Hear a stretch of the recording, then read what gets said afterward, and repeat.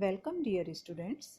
In continuation of topic Ratna, today I will describe you about प्रवाल। प्रवाल की गणना मुक्ता की ही तरह रत्न वर्ग और सुधा वर्ग दोनों में की गई है, लेकिन रत्न वर्ग में हम रक्त वर्ण के दोष रहित प्रवाल को ही लेते हैं। प्रवाल को हिंदी में मूंगा के नाम से जाना जाता है। English name coral, chemical formula calcium carbonate, hardness 3.5।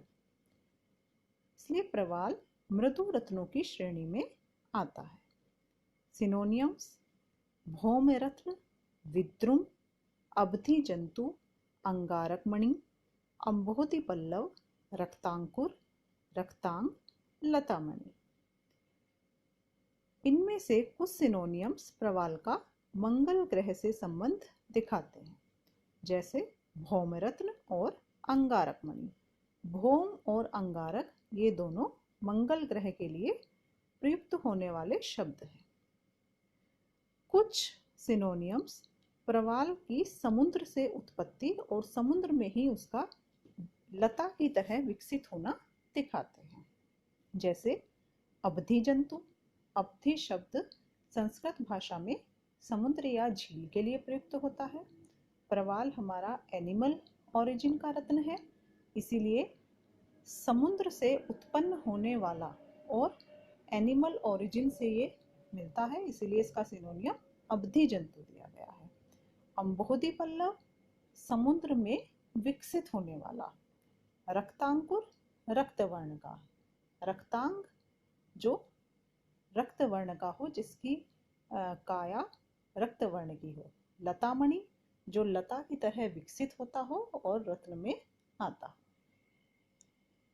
विद्रुम, विद्रुम का मतलब होता है नए पत्ते या कोपल, अर्थात निरंतर विकसित होने वाला।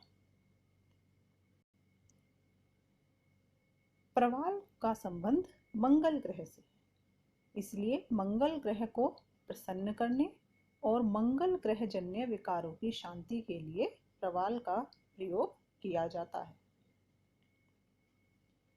हिस्ट्री: श्रीमद् भागवत गीता और महाभारत में प्रवाल के बहुत से संदर्भ देखने को मिलते हैं, लेकिन वो सभी संदर्भ केवल धारणार्थ है, ओनली फॉर ऑर्नामेंटल पर्पसेस।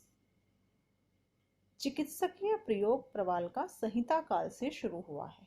चरक संहिता में हमें प्रवाल के आभ्यंतर प्रयोग के अनेक संदर्भ देखने को मिलते हैं। Coral reef: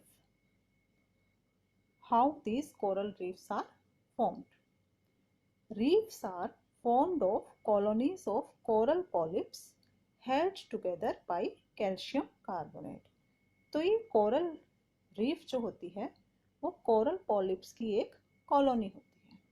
coral polyp phylum Cnidaria में क्लास एंथाजोआ से बिलोंग करते हैं।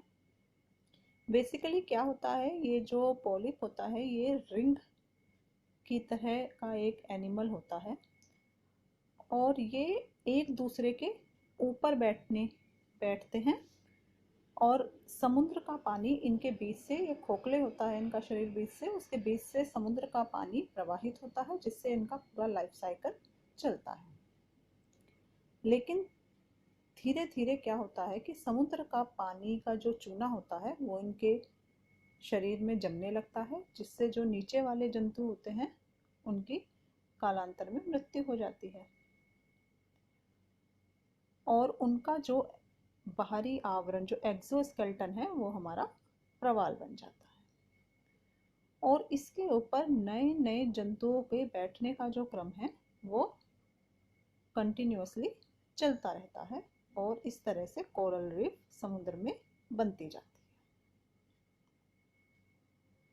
अवेलेबिलिटी: सागर सलिल उद्भवा लता या अस्ति। आयुर्वेद प्रकाशकार ने इसको सागर, समुद्र के पानी में उत्पन्न होने वाली लता कहा है। Coral reefs are usually located in the Pacific Ocean and flourish best in clear shallow warm waters. Gulf of Kutch में व्हाइट वैरायटी का प्रवाल मिलता है। वैरायटीज, अगर हम कलर के अकॉर्डिंग देखते हैं तो प्रवाल की वैरायटीज है white, grey, black and red. इनमें से रेड प्रवाल को सबसे श्रेष्ठ माना जाता है और रक्त वर्ण के प्रवाल को ही गणना रत्नों में की गई है। On the basis of shape, आकार की दृष्टि से प्रवाल के दो भेद हैं। प्रवाल शाखा जो कि ट्यूबुलर स्ट्रक्चर होती है, ब्रांचेस लाइक स्ट्रक्चर्स होती है, और प्रवाल मूल जो कि मधुमक्खी के छत्ते की तरह की रचना होती है। These are the images of प्रवाल शाखा एंड प्रवाल मूल। प्रवाल शाखा tubular structure, branches like structure, and प्रवाल मूल beehive like structures। Acceptable variety, पक्व बिंब फलित छायम व्रत आयतम आवक्रकम स्निग्धम आवरणकम स्थूलम प्रवालम सप्तधा शुभम रसरत्न समुच्चय।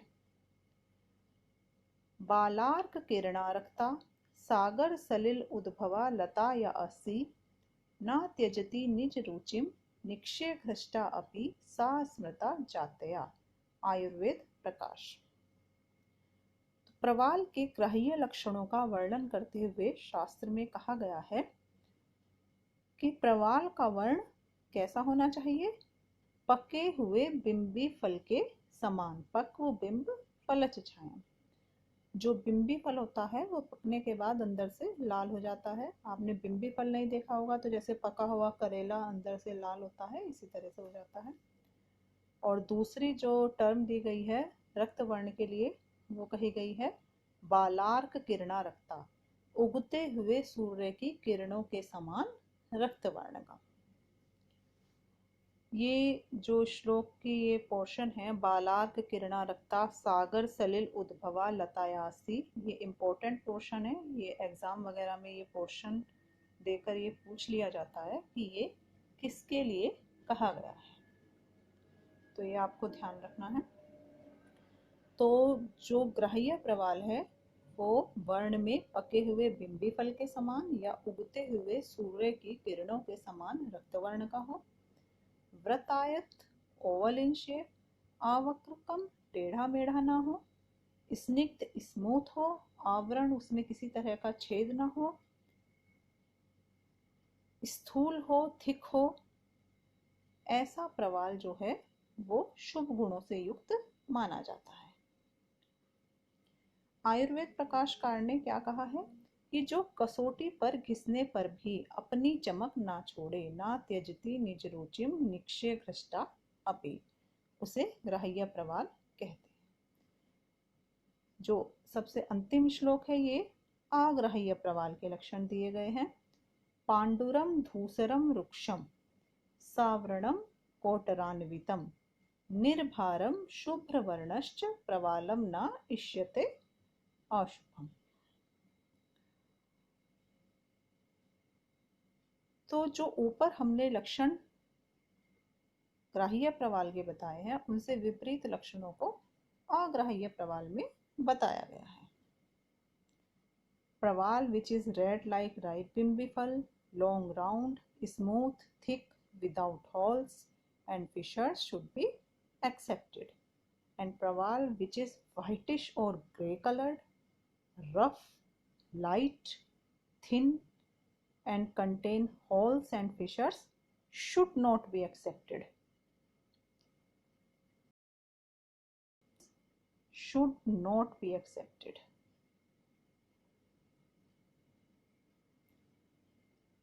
शोधन ऑफ प्रवाल। अगर आपको याद होगा जो रत्न का इंट्रोडक्शन वाले चैप्टर में हमने हर रत्न का विशेष शोधन आपको बताया था, तो उस विशेष शोधन में रसरत्न समुच्चय में प्रवाल के लिए कहा गया है विद्रुमम क्षार वर्गीण। मतलब प्रवाल का शोधन हमें क्षार वर्ग की सहायता से करना है, क्षार वर्ग में स्वेदन करके करना है। सर्जिका क्षार संयुक्ते सलिले परिपाचितम याम एकेन प्रवालम तु शुद्धिम आयात्य अनुत्तमाम रसतरंगिणी। रसतरंगिणी में भी सेम वही मेथड अपनाया गया है। यहाँ पर क्षार बनाने के लिए सर्जिका क्षार संयुक्ते सलिल, सर्जिका क्षार में जल घोलकर सर्जिका क्षार का हमने सॉल्यूशन बनाया है और उसमें 1 याम तक प्रवाल का स्वेदन करने का निर्देश दिया गया है। सेकंड रेफरेंस जो रसतरंगिणी का है उसमें कहा गया है तंडुलीय द्रवेण दोला यंत्रे तु यामकम प्रवालकम परिस्विन्नम शुद्धि मायात्य अनुत्तमाम। चौलाई स्वरस में 1 याम तक दोला यंत्र विधि से स्वेदन करने पर प्रवाल की शुद्धि हो जाती है। तो प्रवाल हमें कहाँ से मिलता है? समुद्र से। समुद्र का पानी होता है खारा, क्षारीय। तो यही आपको याद रखना है कि प्रवाल का शोधन हमें क्षार में ही करना है। मारण ऑफ प्रवाल, प्रवाल की भस्म कैसे तैयार करते हैं? प्रवालकम परिस्विन्नम शुद्धिम आयात्य अनुत्तमाम विशोधितम विद्रुमम तु श्लक्षण चूर्णम तु कारयेत। जब हम प्रवाल का शोधन कर लेंगे, उसका स्वेदन करके प्रवाल अच्छी तरह से शुद्ध हो जाएगा, उसके बाद हमें मारण करने के लिए सर्वप्रथम शुद्ध विद्रुम का श्लक्षण चूर्ण बनाना है, उसका फाइन पाउडर करना है। तो फर्स्ट स्टेप है कि आप शुद्ध प्रवाल लें और शुद्ध प्रवाल को श्लक्षण चूर्ण में हमें कन्वर्ट करना है। फिर कन्या अंबसा अथ संपेष्य। फिर सेकंड स्टेप क्या है? कन्या अंबसा, कुमारी स्वरस से संपेष्य, उसका मर्दन करना है। तो भावना द्रव्य है कुमारी स्वरस। शोषयेत कृत चक्रिकम, फिर उसको सुखाकर उसकी चक्रिका बनानी है। संपुटस्थम ततः कृत्वा, तत्पश्चात इन चक्रिकाओं को शराव संपुट में रखना है। त्रिवारम पुटयेद भिषक, और 3 गजपुट की अग्नि देनी है। एवं पुट त्रयेर भस्म, इस प्रकार 3 गजपुट की अग्नि देने से भस्म जायते शशि सुंदरम, चंद्रमा के समान सुंदर श्वेत वर्ण की भस्म में प्राप्त होती है। तो प्रवाल भस्म का वर्ण क्या है? श्वेत वर्ण। एक बार फिर से, शुद्ध प्रवाल का हम चूर्ण बनाते हैं, भावना उसमें कुमारी स्वरस की देनी है और फिर चक्रिका बनाकर 3 गजपुट की अग्नि देनी है। रस तरंगने का ही रेफरेंस है जहां पर भावना के लिए वरी रसेन, शतावरी रस का भी प्रयोग किया गया है। प्रवाल पिष्टि, प्रवाल का हम मुख्यतः चिकित्सा में प्रयोग या तो प्रवाल भस्म या फिर सबसे अधिक प्रवाल पिष्टि के रूप में करते हैं। तो प्रवाल पिष्टि बनाने के लिए हम क्या करते हैं? सबसे पहले शुद्ध प्रवाल का पाउडर बनाना है, मेक फाइन पाउडर ऑफ शुद्ध प्रवाल। फिर उसको गुलाब जल के साथ 3 दिन तक मर्दन करके सुखा लेना है। इससे हमें लाइट पिंक कलर की, जो हल्के गुलाबी से वर्ण की प्रवाल की पिष्टि प्राप्त हो जाती है। पिष्टि का वर्ण जो वर्ण रत्न का होता है उससे थोड़े हल्के लाइट शेड में हमें पिष्टि प्राप्त होती है। चंद्रपुटी प्रवाल पिष्टि, ये एक बहुत ही फेमस फॉर्मुलेशन है चंद्रपुटी प्रवाल पिष्टि। इसके बनाने के लिए हमें क्या करना रहता है कि जो शुद्ध प्रवाल का हमने गुलाब जल के साथ जो मर्दन करते हैं वो हमें 21 दिन तक चंद्रमा की रोशनी में करना है। पुट के वर्गीकरण में जब आपने पुट पढ़ा होगा तो आपने अग्निपुट और निरग्नि पुट पढ़ा होगा, और निरग्नि पुट में सूर्यपुट और चंद्रपुट पढ़ा होगा, तो उस चंद्रपुट के एग्जाम्पल में आप देखेंगे तो आपको चंद्रपुटी प्रवाल पिष्टी मिलेगा। तो चंद्रपुटी प्रवाल पिष्टी में हमें जो प्रवाल के फाइन पाउडर का जो हम मर्दन करते हैं गुलाब जल के साथ, वो चंद्रमा की रोशनी में 21 दिनों तक करना है। तो इससे चंद्रमा की जो शीत किरणें होती है उससे इसमें एक विशेष संस्कार होता है और ये गुण में अत्यधिक शीत होती है। इसके अतिरिक्त ये मेध्य, बल्य और वृश्य होती है, ओजोवर्धक होती है और इसका मुख्य उपयोग रक्त पित्त में किया जाता है। रक्त पित्त और क्षय को दूर करने में चंद्रपुटी प्रवाल पिष्टी का मुख्यतः उपयोग किया जाता है। प्रॉपर्टीज: क्षया पित्त अस्त्र कासघ्नम दीपनम पाचनम लघु, विषभूतादि शमनम विद्रुमम नेत्र रोगनुत। रसरत्न समुच्चय। रसरत्न समुच्चय में क्या कहा गया है कि प्रवाल क्षय को दूर करने वाला, पित्त को दूर करने वाला, रक्त को दूर करने वाला, कास को दूर करने वाला, दीपन, पाचन, लघु, विष और भूत को दूर भगाने वाला और नेत्र रोगों को दूर करने वाला होता है। विद्रुमम सुमृतम क्षारम मधुरम लघु शीतलम दीपनम पाचनम चैव दृष्टि रोग निषूदनम त्रिदोष शमनम बल्यम विशेषात कफवातनुत क्षयकासहरम चैव रक्त पित्त प्रणाशनम स्वेद अति निर्गम हरम रात्रि स्वेद हरम परम विषग्नम भूत शमनम वीर्यवर्ण विवर्धनम। तो ये जो है स्वेद अति निर्गम हरम रात्रि स्वेद हरम परम, ये श्लोक का ये पोर्शन भी पूछा जाता है कि ये किसके लिए कहा गया है। तो अत्यधिक पसीना आने की स्थिति में या फिर जिनको रात में ज्यादा पसीना आता है वहां पर हम प्रवाल पिष्टी का, चंद्रपुटी प्रवाल पिष्टी का इनका प्रयोग करते हैं। तो प्रवाल भस्म या पिष्टी हमारे रस में क्षार और मधुर, गुण में लघु शीत, वीर्य में शीत, कर्म में दीपन, पाचन, चक्षुष्य, बल्य, वर्ण्य और ग्रह दोष होती है। दोषों पर इनका प्रभाव ये पित्त रक्तनाशक और विशेष रूप से कफ और वात का भी नाश करने वाली होती है, इसलिए तीनों दोषों पे ही इसका प्रभाव आता है।